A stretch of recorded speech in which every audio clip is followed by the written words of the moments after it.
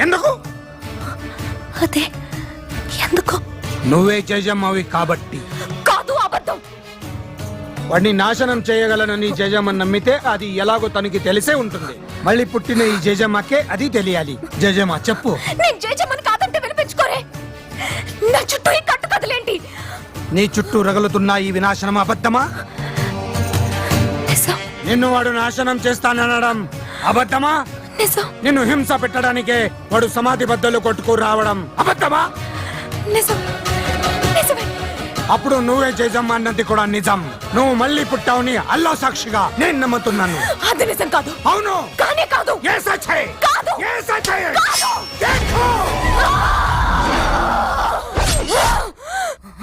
మాట నిలుపుకొంటివమ్మా జేజమ్మ, మళ్ళీ జన్మ ఎత్తినావమ్మా.